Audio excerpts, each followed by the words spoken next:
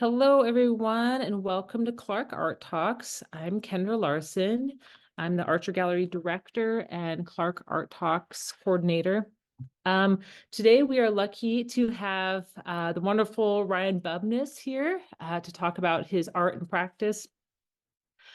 Ryan Bubnis is a multidisciplinary artist, illustrator, educator, and muralist based in Portland, Oregon. His practice includes painting, drawing, illustration, design, graphics, public artworks, and more. Equally influenced by do-it-yourself culture, art history, the Pacific Northwest, and the natural world. He explores themes of presence, connection, and the shared human experience. Pared down shapes, textures, patterns, and bold colors combine to inspire a sense of calm, curiosity, accessibility, and introspection. Ryan has collaborated with a number of commercial clients and agencies, and his work has been exhibited across the US and abroad. Bubnis received a BFA in illustration from the Pacific Northwest College of Art. So Ryan, welcome. Thank you. Thank you, Kendra. I appreciate that. Yeah, first off, thanks to Kendra, thanks to Archer Gallery, and thanks to Clark College for having me today. I've had the privilege of watching a bunch of the talks online, the previous talks, and I'm really excited about a lot of the upcoming ones. So I really feel fortunate to be here today sharing my work with you all. So let me go ahead and do this. And so, yeah, I'm Ryan Bubnis, and these are sort of my titles these days. I feel like I'm constantly adding to this list. All my images are human made, so I've added human to the list nowadays. I'm also neurodiverse, so I struggle with executive function, things like organizing a bunch of things, struggle with memory as well. But then on the other side, I can be very hyper vigilant and hyper focused, and I'm definitely just a really hard worker and hyper productive. I was lucky enough to be introduced to skateboarding and skateboarding culture just at a really young age. I think when I was in elementary school. And for me, skateboarding and sort of just the visual language of the skate graphics was sort of my entry point into becoming an artist. Like I saw these images on the wall, on these boards long before I ever set foot into a gallery. And I think it really inspired me to want to be an art maker.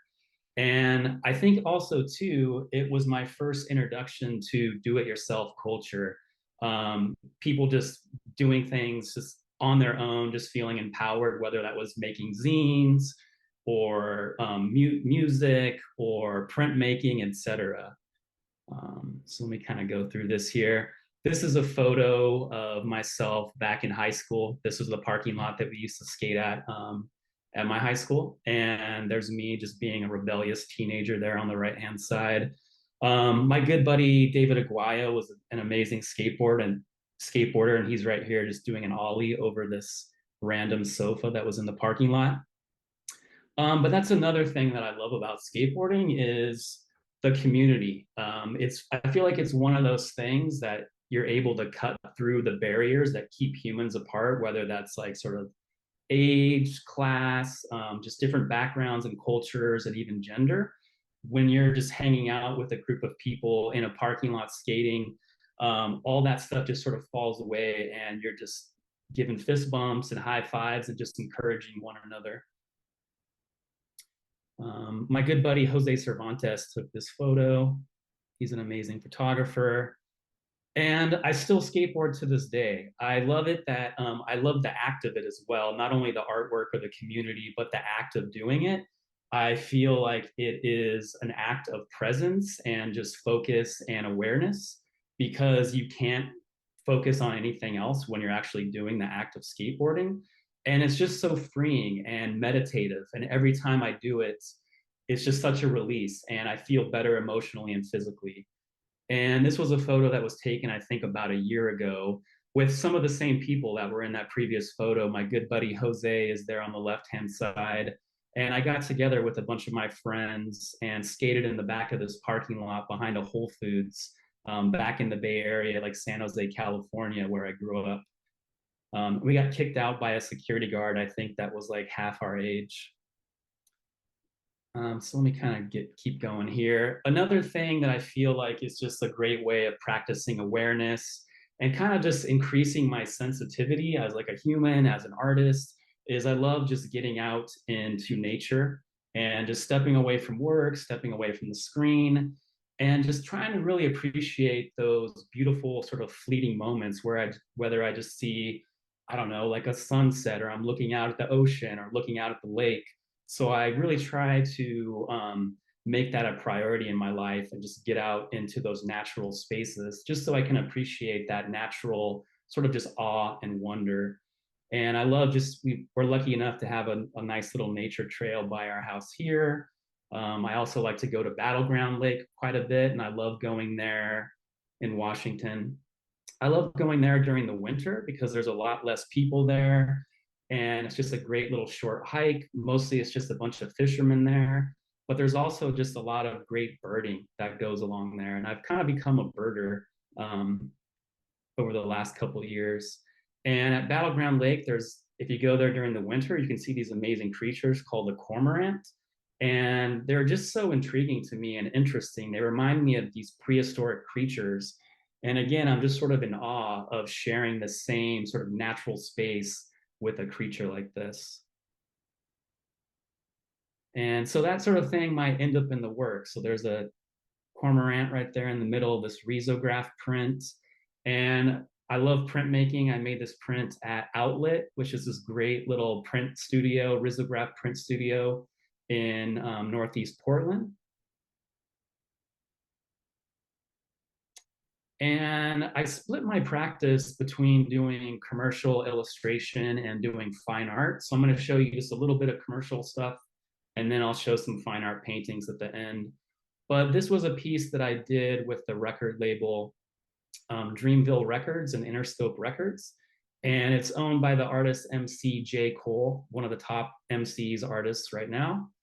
And one of their newer artists, Omen, an MC artist from Chicago, I think had seen my work on maybe an art blog and reached out to me about doing an album cover. And I love doing this type of work. You know, I grew up looking at album covers and being inspired by the imagery. And I love the pairing of music and art. And I'm a big music fan. So I love doing projects like this. I got like a sneak peek release of the early tracks on the album. So I got to listen to a lot of the audio and use that information, just the lyrics of the song or just the vibe and the mood, to influence and inform the visuals. And I also had just a lot of great conversations with the artist Omen. And the title of this album is Elephant Eyes. And Omen is known as having this great bald head. So we decided to do this sort of silhouette profile shape and kind of fill it with a lot of the things that were inspired by the lyrics. And this is the back here. Did a little bit of type treatment. Had to have the elephant on there with the eyes. And also doing a project like this really introduced me to some other artists that I had never heard before. I've become a huge Ari Lennox fan. I love her music, so I love when things like that happen. Keep it moving. I wanted to show an image like this to pull back the curtain a bit to show like what it might look like from an early iteration or a sketch, and then kind of taking it through the sort of illustration process. So just a quick sketch to kind of get it out there, just to explore the possibilities of what the image could be, and then kind of moving towards a more refined shape or a refined sketch. And then here on the bottom, kind of getting closer to like what it might look like 3/4 of the way through the project, all the way to the final art. And whether I'm doing illustration or fine art, I definitely have a sketchbook practice. And there's kind of different modes that I go about working in my sketchbook. A lot of times I'll use it as sort of a warm up, and it will be these intuitive sort of stream of consciousness drawings. And I'll just choose like a mark making tool, whether that's like an ink brush, a pen, an art crayon, or an oil pastel. and then just begin sort of drawing with no expectations. And I like to just fill up a few different pages. And then maybe after that, I'll jump into doing a commercial project or working on a larger painting. But also if I'm doing, say if I'm doing a project for a client or even doing a small painting or a large painting, I'll just do a bunch of just different iterations and sketches just to kind of go through some ideas before I execute the piece. Um, I said earlier that skateboarding was a huge influence, so I feel very fortunate to be able to work within that space. And this project is pretty special to me. It's one of my favorite skate companies. It's Foundation Skateboards. They're a core skateboarding company. They've been around for 30 years. And their owner, Todd Swank, is an amazing skateboarder and artist and just super inspiring and influential to me. And they have this series where maybe like once a year, they'll commission an artist to do this push series. And it's based on this photo by J. Grant Britton. And the title of the photo is called The Push. And I think this photo was a little bit of a rarity at the time because, and I remember seeing it in the 80s. I think a lot of the covers were more sort of trick based. It might be someone, I don't know, catching an air out of a ramp or grinding down a rail. And for me, this one feels more like art photography or maybe even like a lifestyle photo. And it actually is the person, Todd Swank, who's the owner of Foundation Skateboards. It's a photo of him pushing under a Del Mar overpass. And I think this photo is just a great example. I think it's one of the greatest examples, actually, of just it really captures the pure essence and freedom of skateboarding. Just that wild abandon, just pushing down the street, all your worries and cares just get like sort of washed away. So I was just felt super fortunate to be able to do this rendition of that photo and kind of carry on or be in line of that lineage and that tradition of that push photo. Keep it moving here. This is the 5 board series that I did with Enjoy Skateboards, and we took inspiration from just the sort of interests and personalities of the team writers. And they titled this series High Waters, partially because all the characters, the anthropomorphic characters, they're wearing sort of high water pants, but then also kind of talking about the placement of the graphics. Just because normally you might see a graphic that's like smack dab in the middle of the board. And in this instance, they're more towards the top of the nose.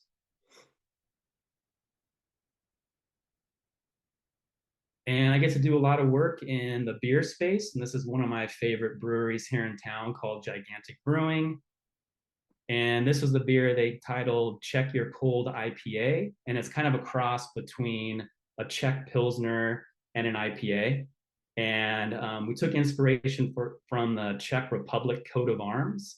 And on that image, there is a silhouette of a lion with sort of a twin tip tail. So we included that in the image and then just added some fun design elements like some hops instead of just a normal looking tail. And then this was also loosely based on the title of the Beastie Boys Check Your Head album. And so it's called Check Your Cold IPA. And I wanted to do just a reference to MCA, the artist that passed. Just a huge influence on me growing up, one of my favorite MCs. Just a great human. It's done so many amazing things, and it's just a great artist. I wanted to do a little shout out. This is sort of an ongoing series that I get to do with Fort George Brewing out of Astoria.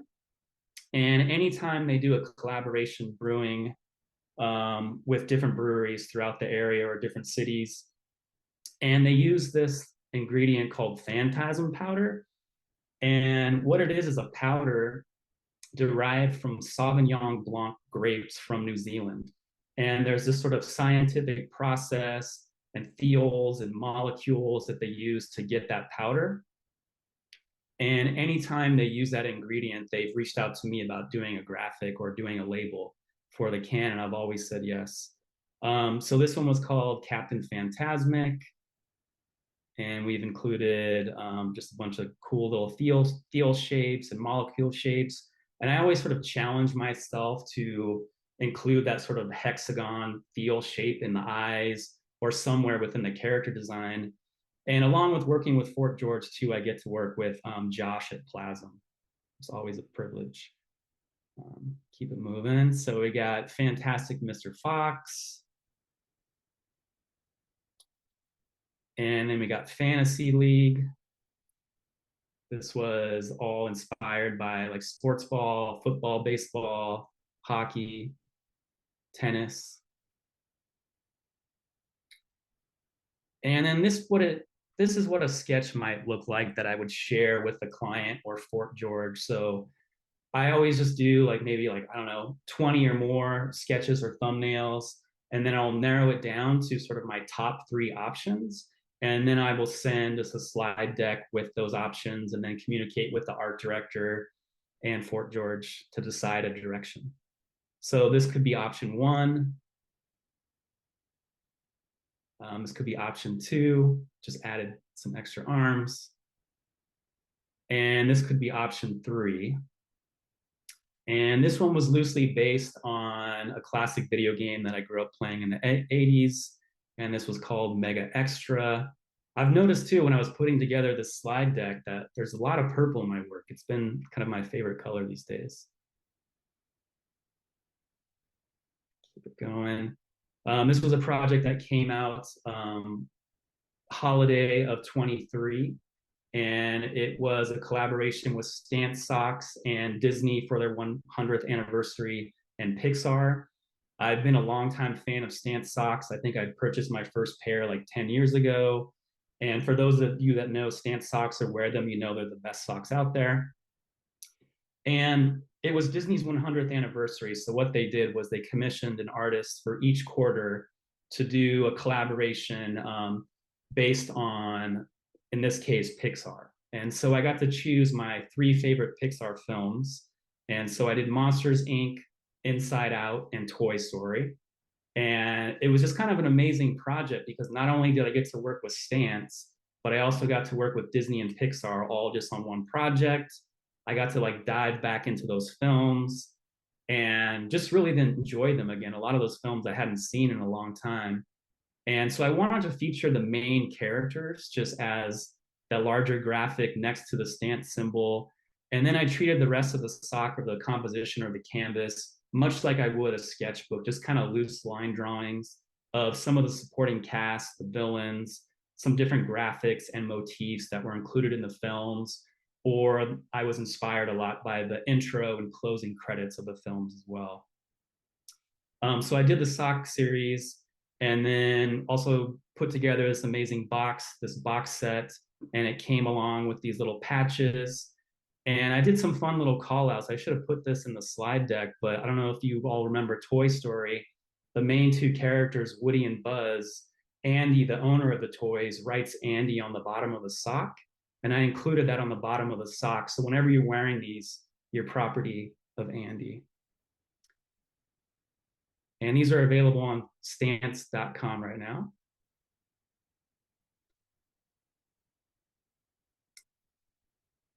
And this was a commercial project that I did with the agency Gertrude out of Chicago. And it was an ad campaign for Smoothie King. And Smoothie King was introducing coffee to their lineup of smoothies. So we did this sort of coffee themed, sort of a collection of assets that would be used for like print and web. These also got turned into different animations for social media. There was a large billboard. I got to see my work just massive on like a Dallas freeway. And there was also a mural that happened in New Orleans as well.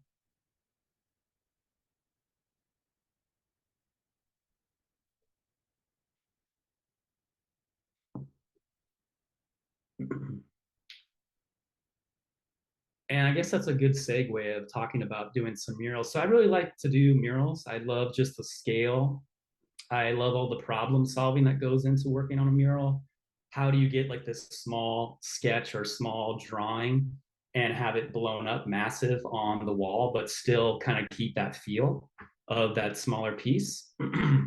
I feel like maybe doing murals is kind of that bridge for me in between doing like commercial work and fine art. It's all analog. You're just pushing around pigment on a large wall.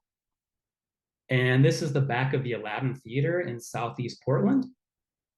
And what we wanted to do was celebrate just all the different performances that happened there, whether that was music or comedy, etc. And this is on the back side of the Aladdin. So anytime a visiting musician or performer shows up to the venue, their big tour bus parks right in front of this mural and they unload all their gear.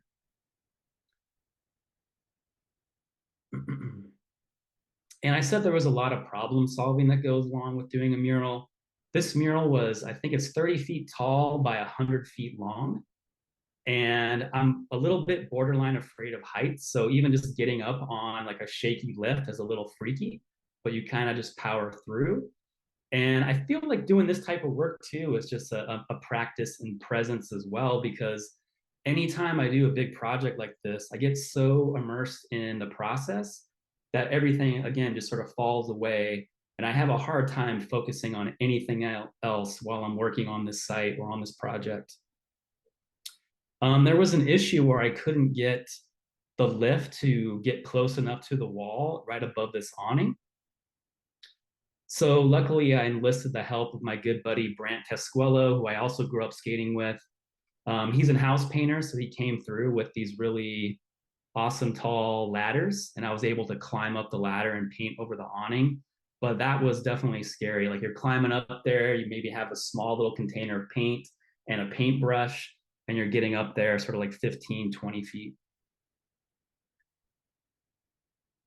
Moving, just some more process.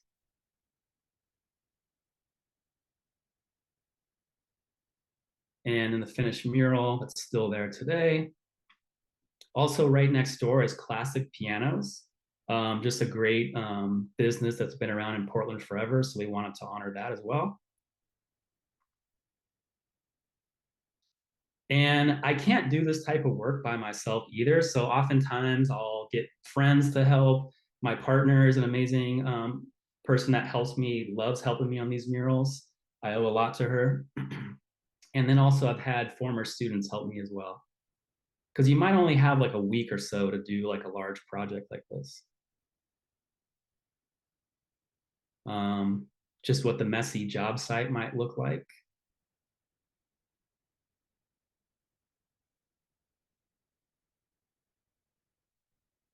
And this was the Facebook Artist in Residence program. This was their campus in Seattle. And it's a really fun program where they allow the artists to, it's a residency, so you can stay on the campus for a couple of weeks and you get to eat all their amazing food in their cafes. And they have all these snack stations pretty much on like every level of the campus. And then you get to just hang out and paint. Just some process.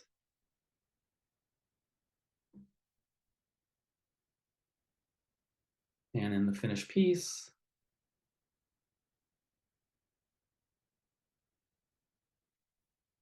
And this was a really fun project as well with my friends Jen, Carlos, and Stacy from Empire 7 and San Jose Walls and Worldwide Walls. There was this great mural festival that goes on. It's worldwide, but this chapter was specific for San Jose. And I got to go to San Jose and paint this skate park in South San Jose. And I really just took a lot of inspiration. I grew up in that area, so it was great to kind of go back. We took a lot of inspiration, just sort of the natural spaces there. The Guadalupe River is right by there, and just like the colors and the feel of the natural environment, I wanted to like instill that into the skate park. And I got to interact with all the different skaters that were skating there. And I love doing this type of work too, or I guess any type of public work where people can interact with you while you're making it. And it just has this lasting impact. And someone that might be visiting the park might not be a skater, but they can just appreciate it as an art piece. But also, the skaters get to interact with the art in a more physical way, like this.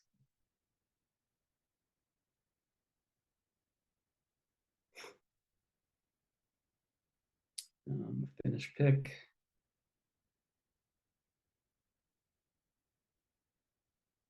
and just some more mural process.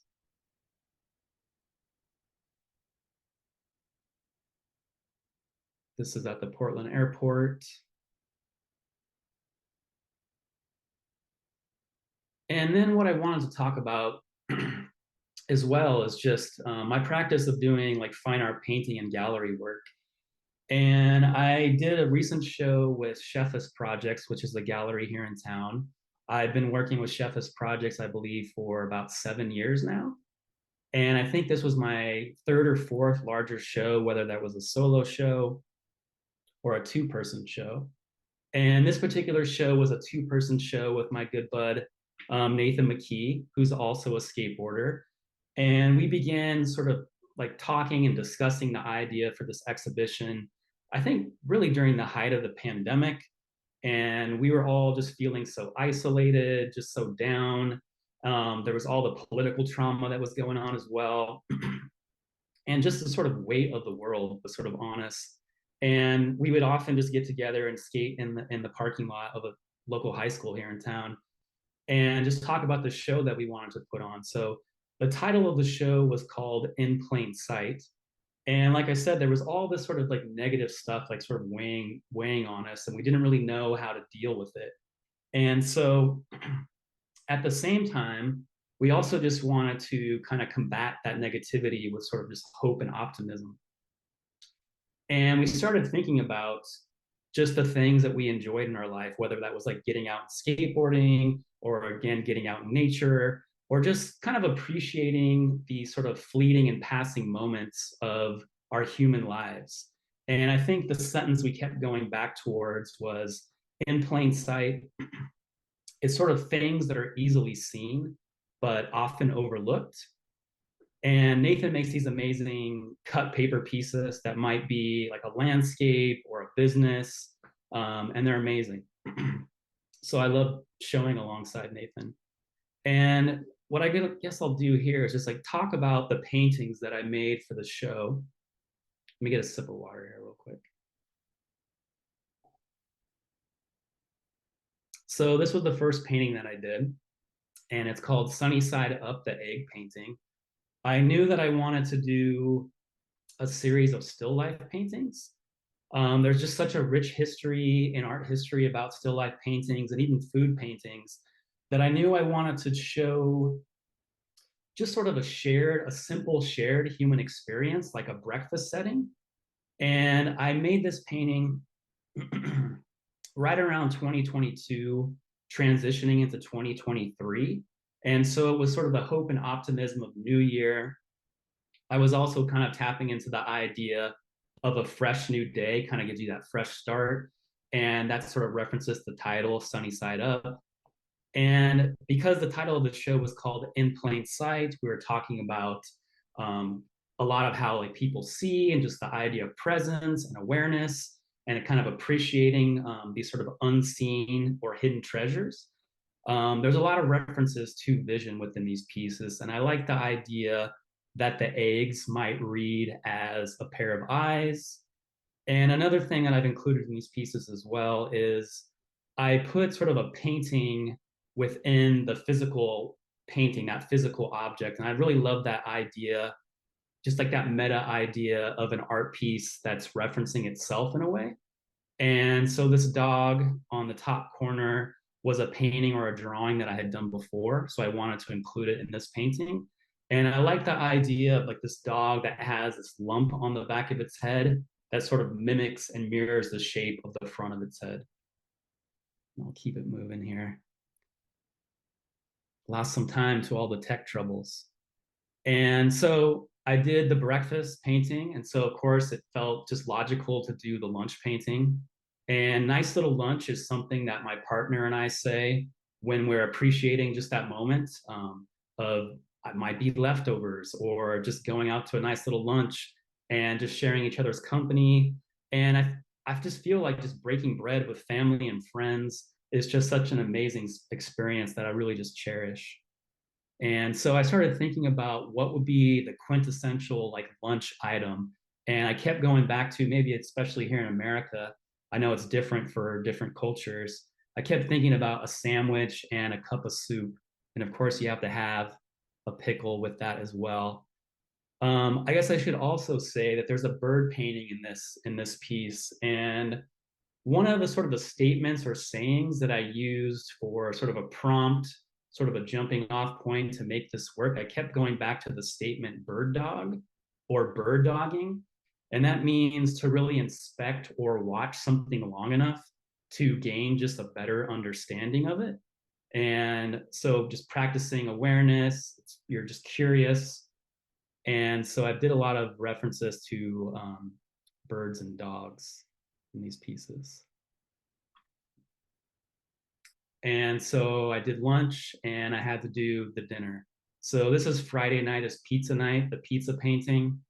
And I think it's definitely like an American tradition where families get together at the end of the work week, or it's the end of the school week, or it's after a softball game. And you might go visit like your local pizza parlor in town.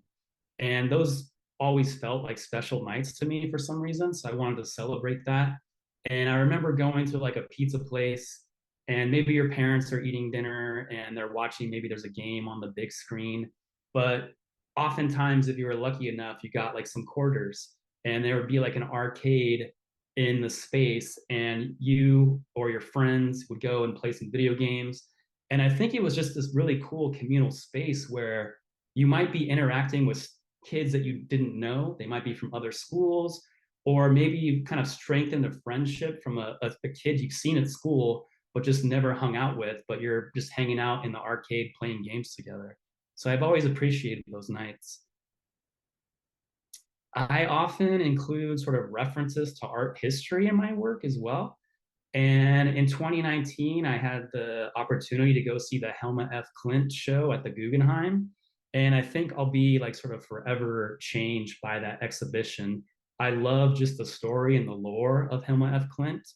Um, and there was a really great quote where Hilma is sort of tapping in or painting beyond what the eye could see. So a little bit of that reference to seeing and vision. And I love how Hilma F. Clint is sort of tapping into mysticism and just sort of the spiritual side of things, and really just feeling like a vessel for making this work that's about the human condition. And so I did a loose reference to that sort of nautilus shape or that snail that appears in a lot of the paintings. And that's on the top of the shelf right there.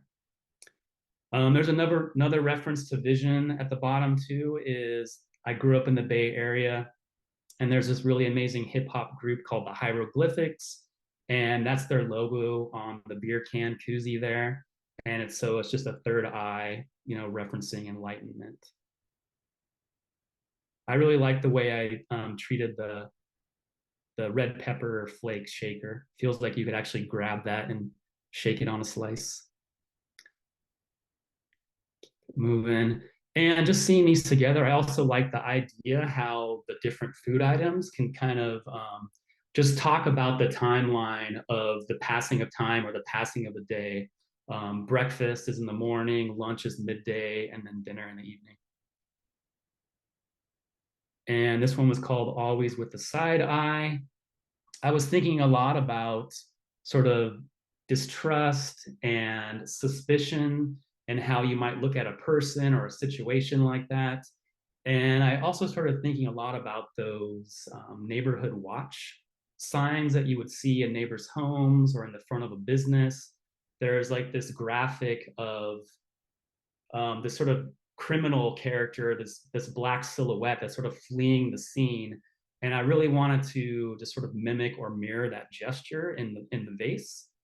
And I also really like the idea of whenever I just think of like art history, there's such a rich tradition of plant paintings and still lifes and botanical paintings, and I wanted to kind of insert myself in that tradition of painting.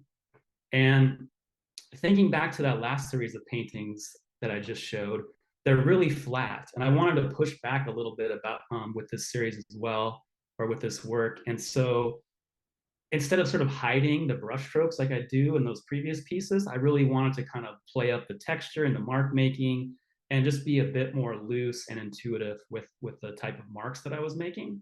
And so even before I would gesso the panel or the canvas, I would build up the surface with a palette knife and some acrylic polymer and modeling paste, just so I get this nice tooth. And then I just love the way the paint interacts with that texture. Keep it going. This was the next piece that I did, and it's called Bird Dog in it. So just referencing that statement.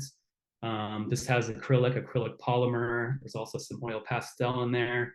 And I was looking at a lot of artists and painters that use the device of sort of layered transparencies and how the eye can kind of read those in different ways depending on how or when you're looking at a piece.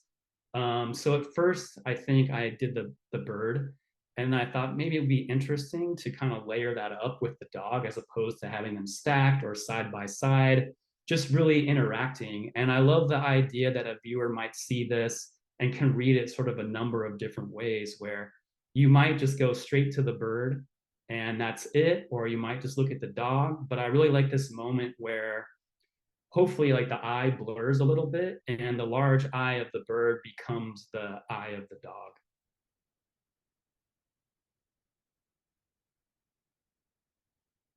And then this one's called Scrub Jay Bird Dog Pushfish. And this was loosely based on a scrub jay that lives somewhere near my backyard or in my neighbor's backyard.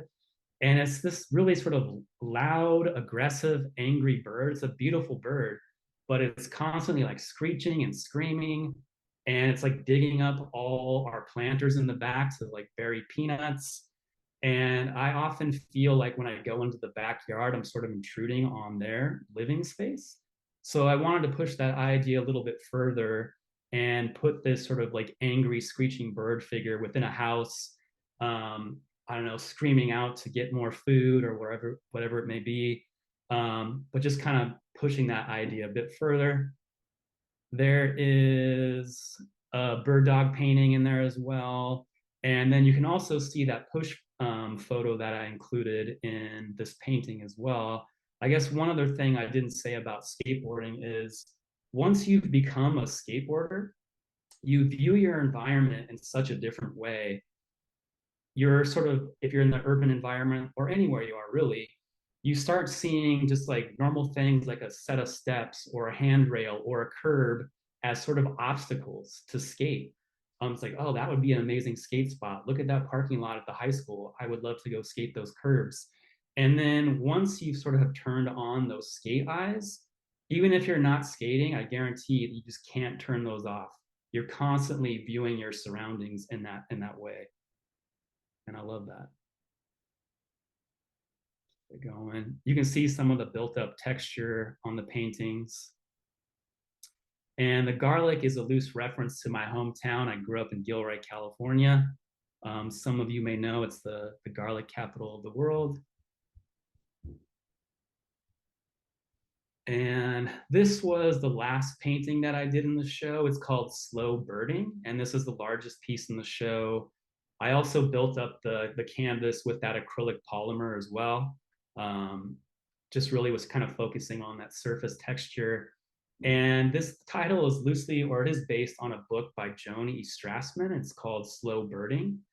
And during the pandemic, I spent so much time in my backyard just because we couldn't go out and do things that I started becoming this birder. And it was one of those things, it was in plain sight, things that I would see all the time, but just kind of often overlook. I'd be back there drawing or reading, and I started seeing all these different birds come into the backyard. And I started noticing the same birds coming back there.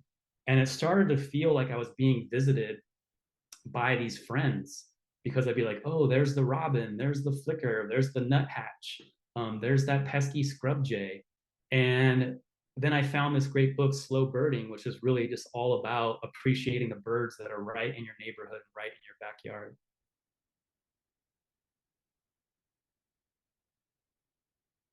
And just some recent work that I've been working on, just trying to loosen up between doing that last show that came down in December, just preparing myself for new work. I'll just often work on some just paper, and I'll kind of treat these more like almost a drawing in a way, because there's no expectations. It's more sort of stream of consciousness. And I just really am kind of focusing or playing with just the way the paint works on the surface. And this, I like the idea of this is like a head turning, but you're sort of arresting that motion and you might be able to see all moments of the head turning. So the side, the middle, and then the other side.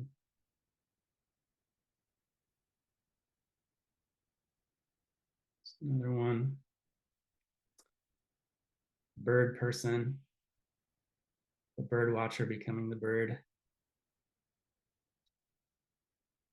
And this is an ongoing collaboration that I do with my partner. She makes these amazing vessels, these ceramics, and is so great at like throwing these vessels. I'm not that great at doing that. But I get to paint these amazing like mugs or vessels with some colored ongo. And I really like this idea of these being accessible art pieces. And they sort of have this dual purpose. Like you might get one of these and just use it as a coffee mug, or someone might just appreciate this as an art piece and put it up on a shelf. And so I just love that the dual purpose of an art piece like this. It's functional, but you can also appreciate its beauty. Um, and I think that's it. I know I went kind of long because of the tech stuff. But yeah. Should Yeah. I stop there? That was awesome. Thank you. Well, maybe we can open it up to questions. Are you okay with that? Yeah, definitely. If anybody wants to ask any questions, you're welcome to, or if you don't want to speak, you're welcome to put it into the chat and I will read them for you.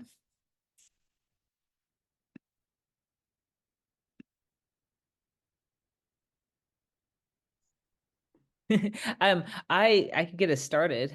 You are very, very prolific. Um, could you talk about where you make your artwork and what time, like how you structure your process? Do you work in the morning or at night, or so a little bit about that? Yeah. Yeah, right now I just I have a home studio which is in the garage near my house, and I love just the sort of accessibility of that. Like if I want to go paint in the middle of the night, I can, or if I just get up in the morning, I can just go in there and work. I do feel like I've sort of outgrown that space now that I'm really interested in doing like these larger paintings. It's great for when I'm doing illustration work, but I'm definitely starting to think about getting like a larger space, just so I can do these large scale paintings. I think I work better in the morning. Just feel like I have more energy. Um, so I'll just get up and have a cup of coffee, maybe do like some warm up sketching, and then I will start to do some painting. That answered your question. Yeah. Yeah, that's awesome.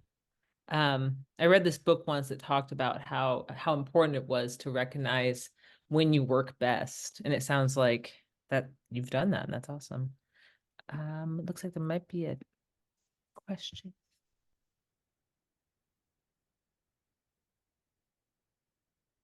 No question, just accolades in the chat for you. Um, Tammy asks, could you note books that were or are influential to your work? Yeah, I mean, I've been rereading that Rick Rubin, the Creative Act book. I feel like it's a great quick read and it's just super inspiring, and it talks a lot about like the things that are just appear in my work, like the presence, the practice of being an artist, awareness. And so I highly recommend that book. I read and look at just a tons of different art books as well. Um, I was kind of rereading Perspective Made Easy this morning, just because I feel like I struggle with perspective. And then when I'm teaching illustration students, it's helpful. I'm trying to think of just some other books off the top of my head. I got a really great Catherine Bradford book from Canada Gallery recently, and I love her paintings and just how she talks about her work as well, really tying into that awe and wonder. Testing my memory here. That's a good question. Kind of attached to that, you mentioned Beastie Boys, but do you listen to anything while you're working? Yeah, I kind of go back and forth between listening to podcasts and then listening to music. And it's interesting because I feel like the way that you make marks is definitely affected by, what you're listening to. Like maybe I'll be a little bit more free if I'm listening to like music and I'm just kind of doing some mark making and pushing some pigment or paint around versus maybe I'm a little more careful and I don't know, just not as free when I'm listening to a podcast maybe, but I just go back and forth between podcasts and music. Awesome. Nathan asked, do you prefer working digital or analog? And when you do work digital, do you feel like you're able to accomplish the same effect? No, because I feel like just there's such like I don't know, there's such a presence to painting, and I feel like my favorite thing to do is painting.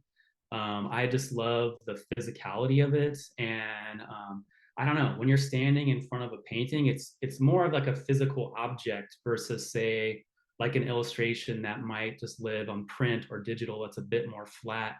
Um, I don't know, like the fine art paintings, they're open to interpretation, and I don't know, there's for me it feels like there's just a lot more to explore with that versus like if you're kind of getting into like a difference between like illustration and painting a little bit.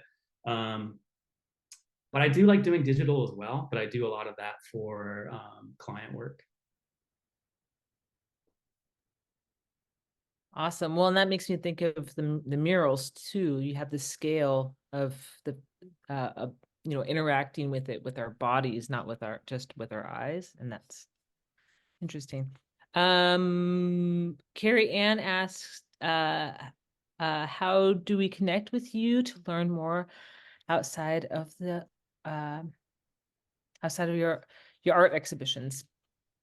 Yeah, well, I'm on social media at Ryan Bubnis, and then my website is ryanbubnis.com.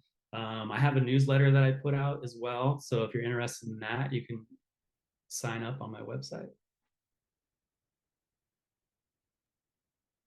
Cool. I'll put your website in the chat right now. And then my show at Shepard's Projects came down, but you can see all the work online right now as well in their past exhibitions. Um, and then is it Andrea or Andrea asked, she said, great presentation. How do you organize commissions you take on, and how do you take, or do you take it one by one? As far as like client work. I think that's what they're saying. Yeah. Okay. No, it's a lot of times I'll have like multiple client projects going on at once. Just like as a freelancer, like when you get work, you just kind of have to do it. And a lot of times I'll be sort of juggling doing freelance work and client work, and then doing fine art paintings as well, or like teaching. So just anything that I can keep, just keep making art and just keep my practice going. So sometimes I'll have a lot of stuff going on. Sometimes I might just have one thing, or sometimes I'm searching out things to do. Awesome. Well, we are up against the hour. Thank you so much. Is there anything else you want to add, or? No, just like thanks for everyone coming. Hi, Mom. Thank you. Yeah, I really appreciate everyone being here today. And yeah, thank you.